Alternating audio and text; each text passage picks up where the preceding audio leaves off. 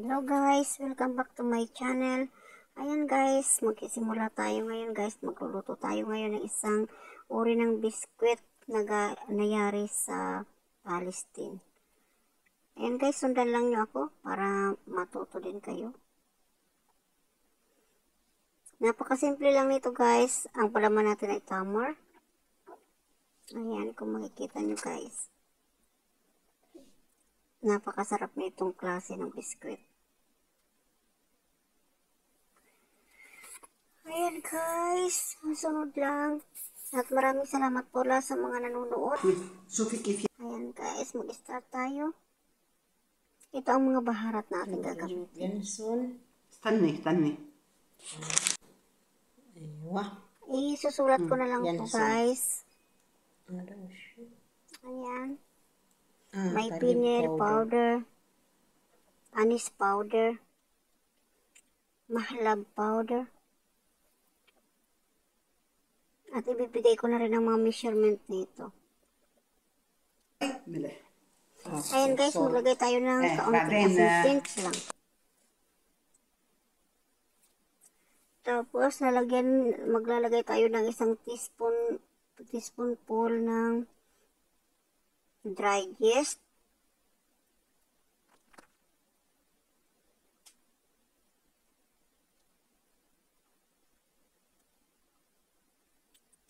At 1 tablespoon of mahlab powder.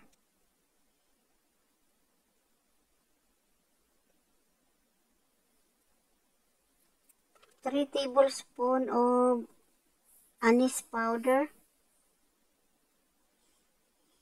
At 3 tablespoon of pineal powder. Ayan guys, at paghahalo-haluin lang natin yan guys.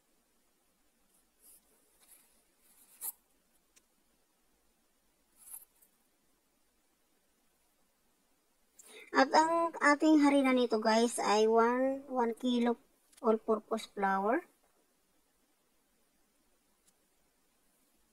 At 2 cups of olive oil.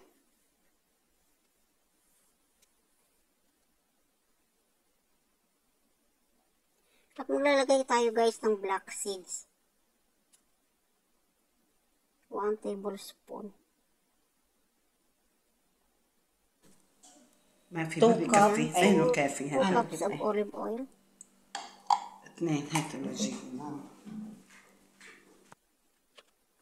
Yan guys, halo-haloin lang natin guys at hanggang sa maging parehas ang kanyang kulay. Yan. Kung baka yung parang naglalaro lang tayo.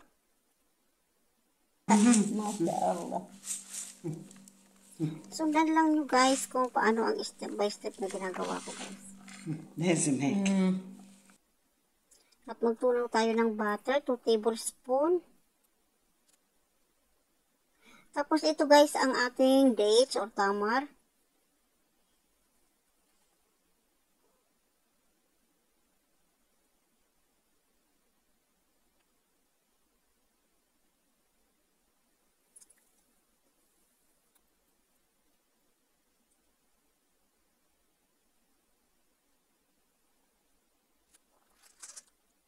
Ayan guys, naporma na natin ang ating dough.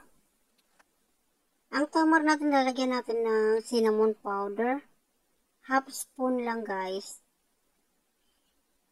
Ayan.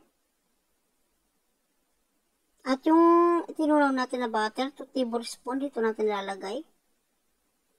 Imamasa natin to hanggang sa lumambot ang ating tamar or dates. Ayan, kung makikita nyo guys, smooth na siya. Ito ang gagawin nating palaman guys sa ating gagawing tinapay, sa ating gagawing biskuit. هلا. Ayan.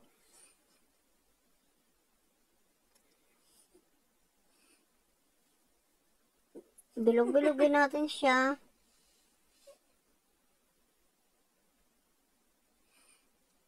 Ubusin natin yan guys. Bibilog-bilog natin. Tapos i-set aside.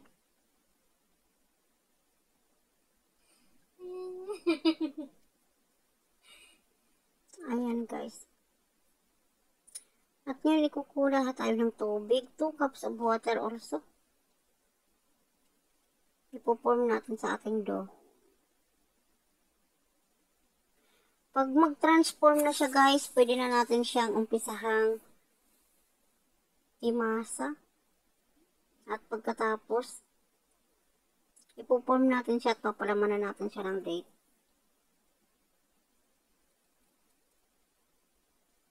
Ayan guys.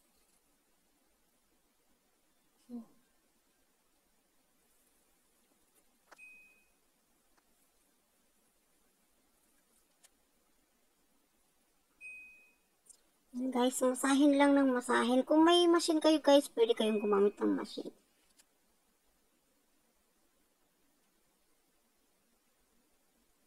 Ang gamitin nating tubig guys ay normal lang, hindi malamig, hindi naman mainit.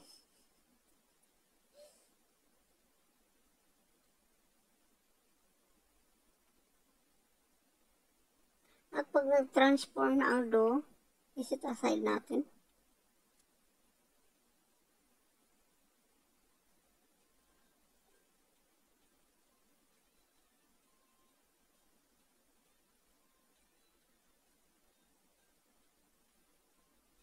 Ayan, okay na siya.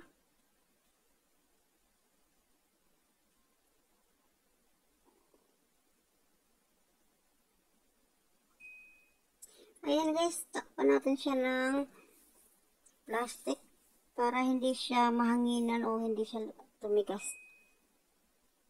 Ayan, i-form natin siyang bilog guys, tapos lalagyan natin siya ng palaman. At kailangan guys, hindi manipis. Kailangan ito yung tama-tama lang ang pagkakamasa natin guys. Tama-tama lang ang pagkakaano ng tamar natin. Ibabalot natin siya. Tapos i-circle lang natin na parang donut. At pag na-form ninyo ganito guys, ilalagay natin siya sa oven na hello guys, ganito pala ang pagkaka-form ng ano da guys. Kailangan yung tamar magiging pantay sa harina. Dahan-dahan lang natin i-roll. Yung parang naglalaro lang tayo ba? Ayan. At pagkatapos circle na natin guys. At pag nalagay natin sa oven, 15 minutes lang siya. 250 degrees up and down. Or kung may set kayo ng bake lang. Ayan na siya guys. Kinuha na natin sa oven. 15 minutes. Ganyan na itsura niya. Salamat guys. Sana pakipindot na lang ng notification bell para lagi kayong updated guys. Salamat.